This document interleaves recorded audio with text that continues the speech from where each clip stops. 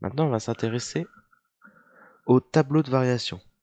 C'est-à-dire comment on fait pour construire un tableau qui va nous permettre de bien visualiser notre fonction, notre courbe représentative et donc notre fonction.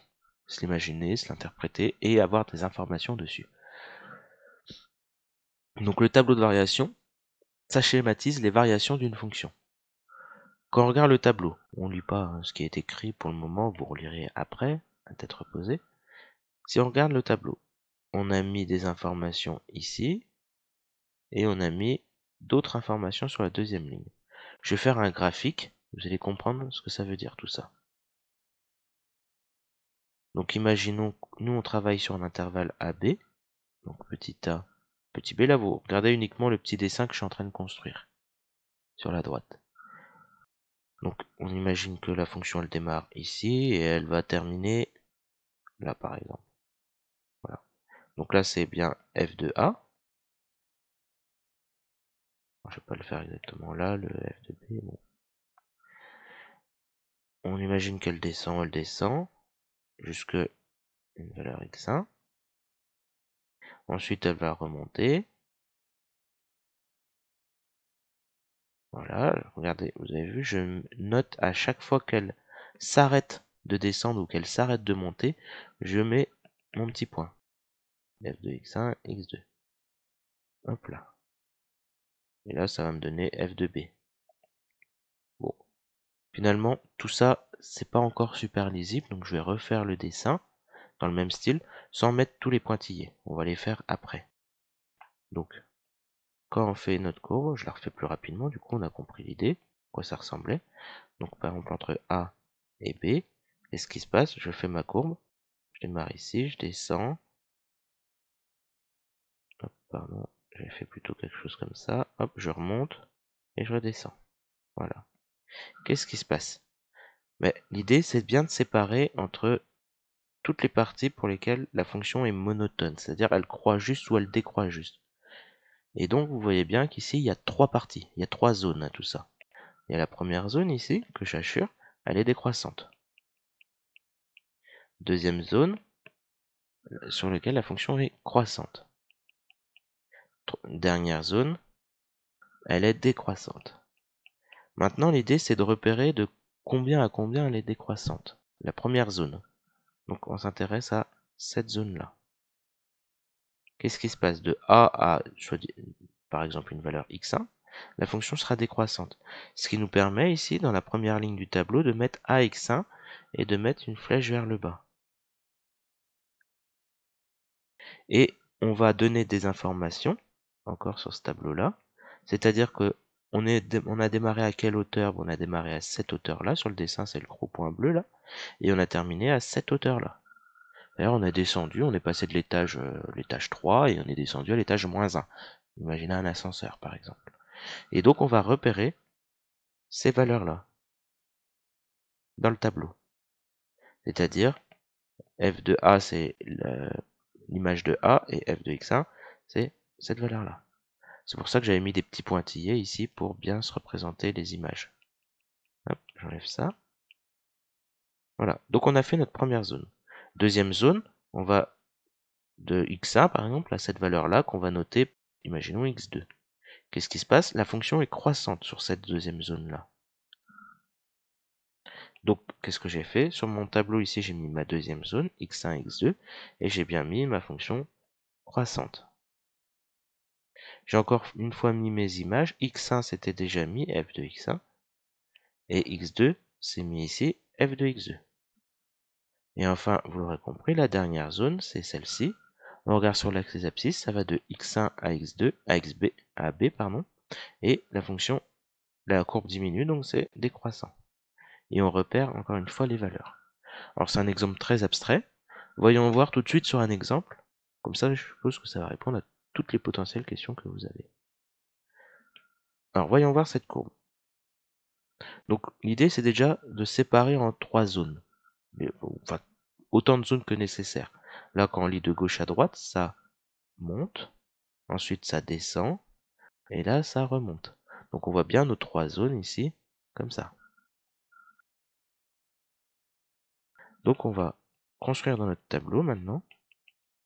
On va construire notre tableau. La première chose à faire, c'est encore une fois la ligne des x, ensuite la deuxième ligne, la ligne pour f.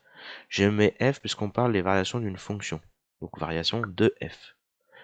Dans les livres, vous verrez aussi parfois juste f de x et bon, les deux notations sont autorisées.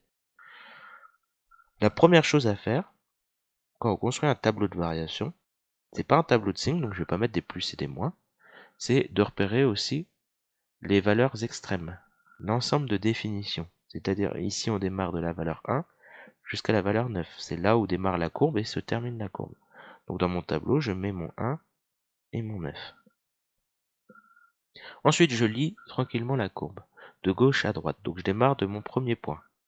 Mon premier point qui est ici. Qu'est-ce qui se passe? Je remonte, hop, j'arrête de monter. Une fois que j'arrête de monter, j'ai compris que ça c'était ma première partie. Et je repère vers quel point je me suis arrêté. Et c'est l'abscisse 3. Donc maintenant je peux compléter, donc de 1 à 3, voilà, je suis monté.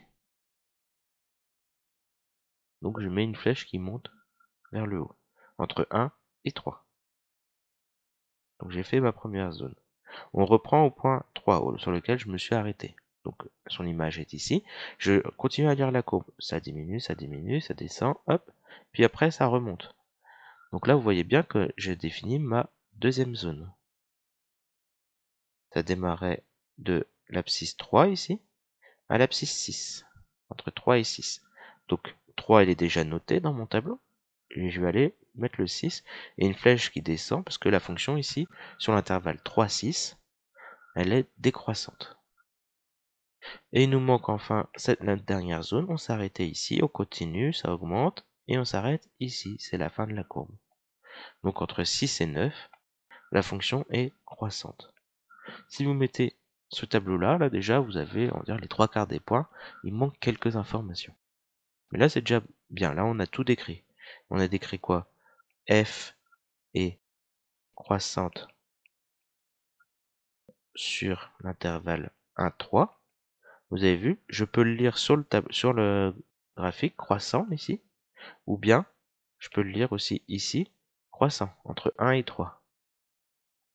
Il va falloir apprendre à jongler entre ces deux représentations, soit le graphique et on peut faire une phrase, soit le tableau et je peux aussi faire cette même phrase-là. Donc f est croissante sur 1, 3. On voit ensuite notre deuxième intervalle 3, 6. Là, on a une flèche vers le bas, donc f est décroissante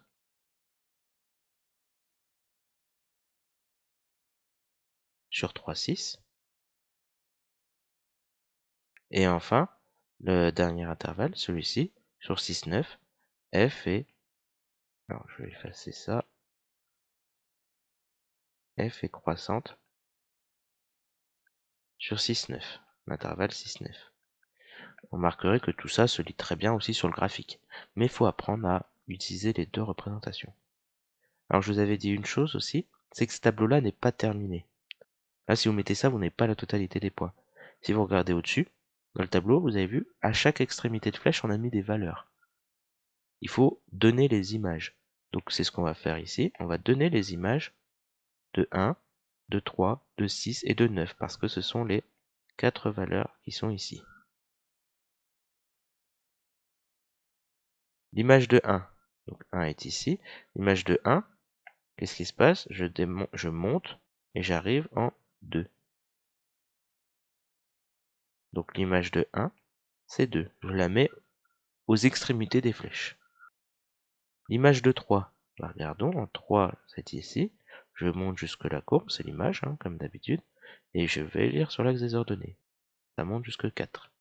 Donc à l'extrémité de la flèche, à 3, en dessous je mets 4. Ici on voit bien l'alignement entre les nombres. Il y aura un alignement ici. Bien sûr, ils ne sont pas tous à la même hauteur parce qu'on les met au bout des flèches. Il y en a qui sont vers le bas et d'autres vers le haut. 6. On est ici, on monte jusque la valeur 1. Donc l'image de 6, c'est 1. On recommence maintenant pour le dernier, pour 9. 9 c'est ici, on monte jusque la valeur 4. Donc l'image de 9, c'est 4. Et là, votre tableau de variation, il est complet. Il est très bien. Il y aura des cas particuliers où on ne pourra pas mettre de valeur. On les verra un peu plus tard. Mais si vous faites ça, là, c'est parfait.